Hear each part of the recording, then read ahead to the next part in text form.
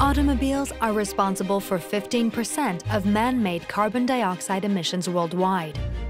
Electric vehicles have a major role to play in reducing CO2 to help mitigate the potential effects of climate change. More drivers around the world are becoming sensitive to this. In fact, every 3 minutes, someone buys another EV.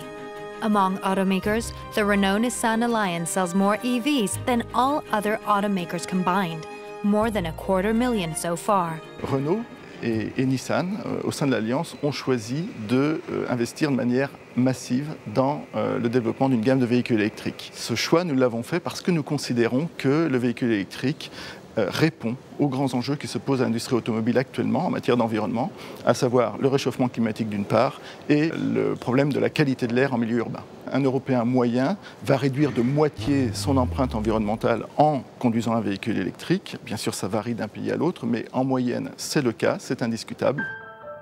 To measure the impact of electric vehicles, let's head to the headquarters of Aria Technologies in Paris. Aria has carried out simulations to calculate what the effect on air pollution would be if the percentage of EVs on city roads increased by 20%. Sur la ville de Rome, on a des réductions de particules qui vont de l'ordre de 30% et jusqu'à environ 45% pour les dioxydes d'azote. Sur les voiries, on avait les pointes de pollution les plus élevées. Donc vous avez ici la ville d'Hong Kong et cet impact pour une journée polluée va jusqu'à moins 20% au cœur du panache pour le monoxyde de carbone. Tout le bénéfice que l'on peut tirer du véhicule électrique d'un point de vue environnemental, nous le sentirons à titre individuel et à titre collectif en milieu urbain si le parc se développe. D'ores et déjà, le véhicule électrique a trouvé sa place en Europe.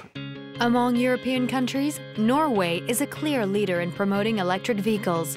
In Norway, 1 in 5 cars sold is an EV.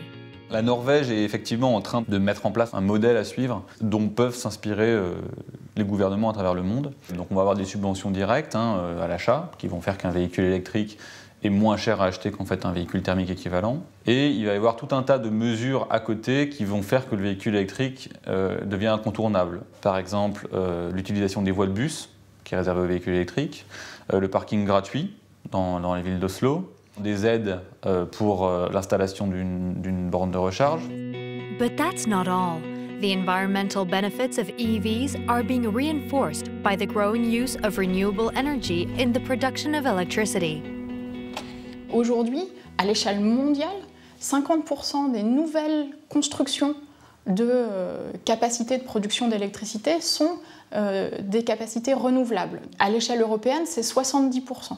Donc on est en train de préparer un mix électrique qui est moins émetteur de gaz à effet de serre. L'électrification est une des voies de réduction des émissions, c'est évident. The Renault-Nissan Alliance is the global leader in EV sales.